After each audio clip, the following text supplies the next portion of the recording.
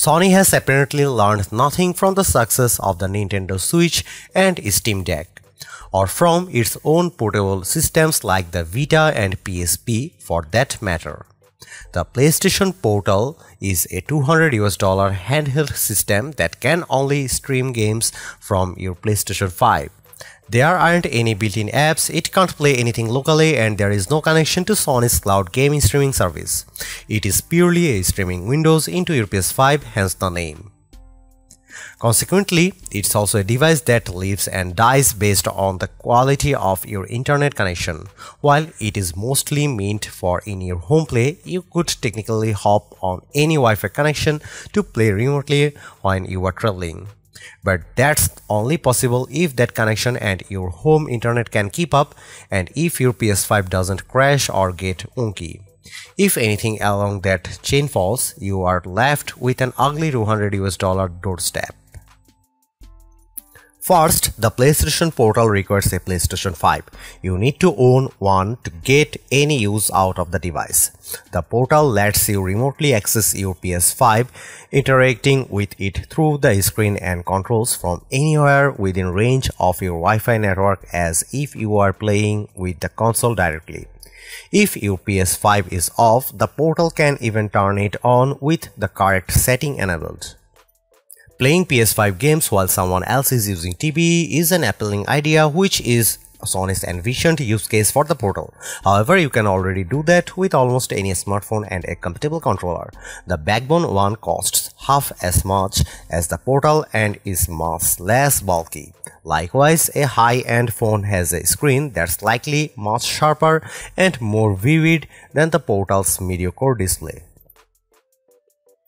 To create the Portal, Sony basically cut a DualSense gamepad in half and put an 8-inch touchscreen between the two parts.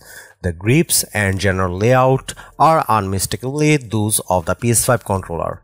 It has the same white on black look, transparent face buttons and direction pad, and black analog sticks. The options and share buttons are where you expect them to be, though the PlayStation and mic mute buttons are transplanted from the controller's center to the inside edges of the left and right halves respectively.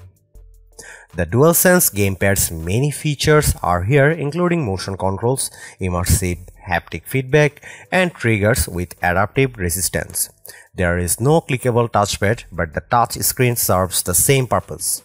At least it should in theory. The controls predictably feel great because the Portal basically repurposes the hardware from an already fantastic controller. The Portal's top holds two speaker holes, along with thin, flat buttons for power, syncing, and volume up or down. The screen's bottom edge houses a microphone hole, while the back has a 3.5mm headset jack and a USB-C port for charging. The Portal's screen is an 8-inch 1080p LCD with a 60Hz refresh rate. On paper, it isn't impressive. Compared with the OLED Switch, the Razer Edge, and many current phones, it's even less impressive. The screen works as intended, but the 1080p resolution looks fuzzier than most modern mobile devices. The effect is exacerbated by the fact that you use the Portal to navigate the PS5's menu system, which is designed for both a higher resolution and for much larger TV screens. In fact, the OLED Switch looks a bit better at 720p because its interface and biggest games are made with both TV and handheld use in mind. Resolution isn't as big an issue as the fact that the Portal uses a pretty basic LCD. There is a reason why many phones use OLED screens, as they usually have better contrast and much wider color range. LCDs are capable of producing colors that rival OLED screens, but that requires specific engineering. The OLED Switch, my 3-year-old iPhone 12, and my Hisense U8H TV display far more vivid pictures than the Portal. This is especially noticeable in Marvel's Spider-Man 2, where the red of the costumes really pops on my TV but looks dull on the Portal's touch screen. The most baffling aspect of the portal is its fundamental limitation.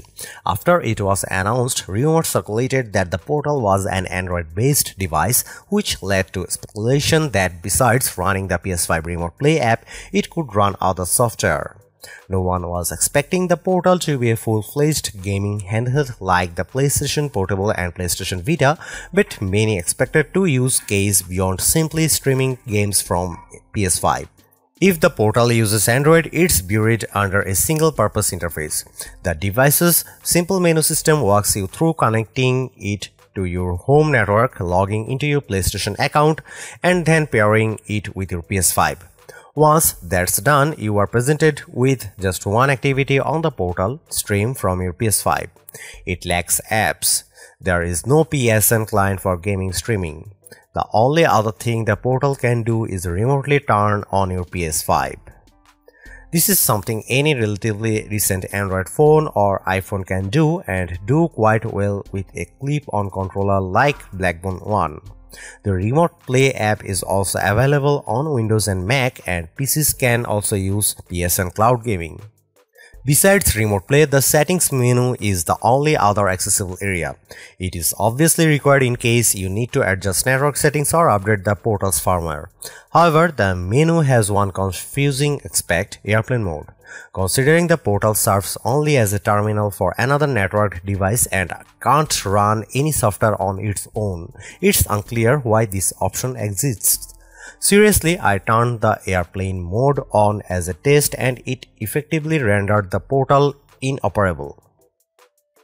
I had no problem pairing the portal with my PlayStation 5 over my home Wi-Fi 6 network. I could perfectly parry and easily dodge in Marvel's Spider-Man 2 and detected little to no noticeable input lag.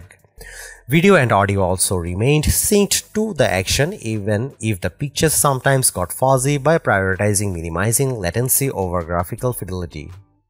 The only strange hiccup I found was the touchpad functionality, which is mapped to two DualSense touchpad-sized rectangles that appear when you tap the touchscreen while playing a game. Swiping the screen launches photo mode, while double tapping brings up the map and upgrade menus. The latter functionality isn't as consistent as the DualSense's non-screen touchpad. I also took the portal to a 5 GHz Wi-Fi network 2 blocks from my apartment to confirm that it could access my PS5 over the internet.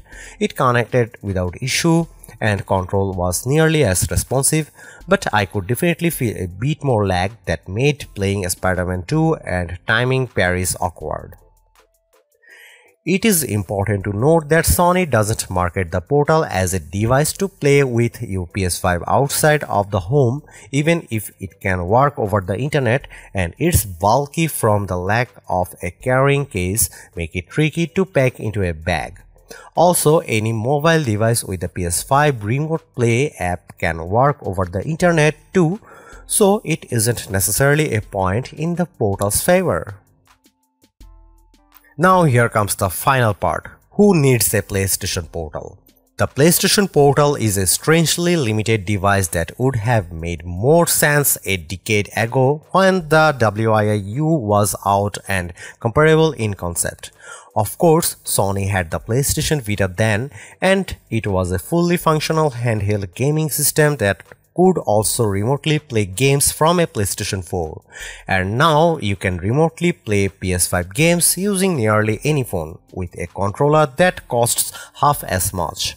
I can't see a reasonable use case for the portal that wouldn't be served more economically and with a better screen with many other devices. Ultimately, the portal is just a screen sandwiched between a controller, and for $200 it should be more than that.